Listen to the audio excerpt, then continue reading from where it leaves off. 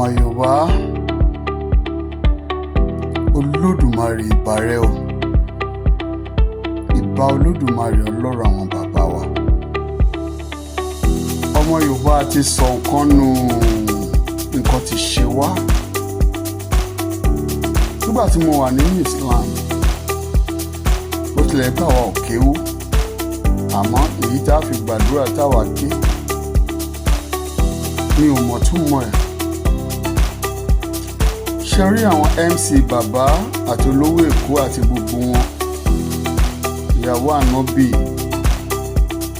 gbogbo wọn pátápátá, Olódùmarè máa bá mi bùkún wọn.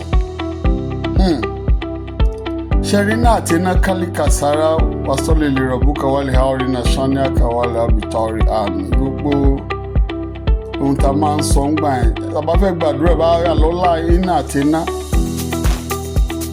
Ẹ wo nǹkan tí ó wà ń bẹ̀. Àwọn ọ̀rẹ́ kí ẹ̀ láti béèrè ìtumọ̀ ẹ̀.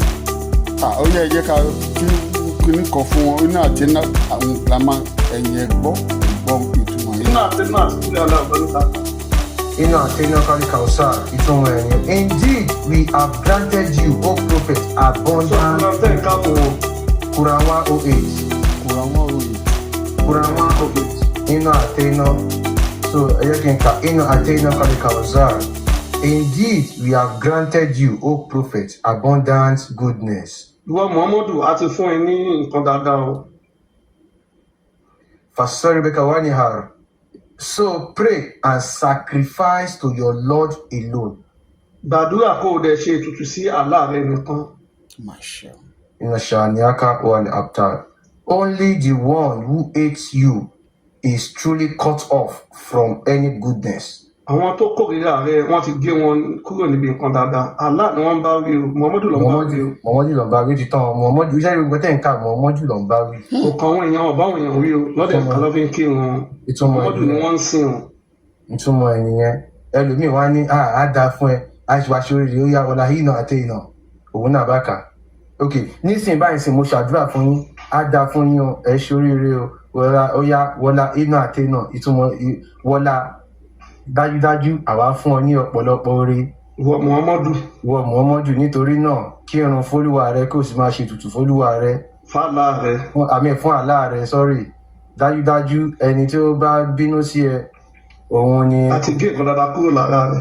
Ó yá, ok, báwo ni kíní ìṣèjọmọ, báwo ló ṣe make sense sí? Báwo ló ṣe kan èèyàn tó ní tó ń kà tó ń ṣàmì? Báwo ló ṣe kan ẹni tó ń kà tó ń ṣàmì sí? O ti sáínà tí na 1000 rí sí háì. Àwọn àáfà máa sọ pé kìíní yẹn nǹkan tẹ̀ ń ká yẹn ó ní mírẹ́kù wèrè kan tó ní. Ọmọ Yorùbá àbẹ́ẹ̀rí ṣe rí pé ẹ̀sìn yìí ìdí nìyẹn tí wọ́n ṣe ń sọ pé Arabic nìkan ni ẹ lè fi máa sọ. Ẹ má sọ ní Yorùbá tó ní wọ́n ti mọ̀ pé tẹ́ bá kà á ní Yorùbá ẹ mọ ìtumọ̀ ẹ̀. Gbogbo ẹ̀yin olólùfẹ́ mi tẹ́ bá ń wo èyí, yálà ẹ jẹ́ mùsùlùmí àbí kìrìsìtẹ́nì àbí oníṣẹ̀ṣe, mo fẹ́ ká rúrí wa, ìran kan náà ni wá, Yorùbá ni wá o. Ẹ má jẹ́ kí àwọn ẹ̀sìn wọ̀nyí kan sọ wá di ọ̀tá ara wa. Mi ò ṣe eléyìí láti tàbùkù ẹ̀sìn kankan, àmọ́ àgbọ́yé ẹ̀ ní ká gbọ́. Ẹ̀sìn àjòjì ni wọ́n mú wá fún wa ni o. Ẹ má jẹ́ ká gba wèrè mẹ́sìn.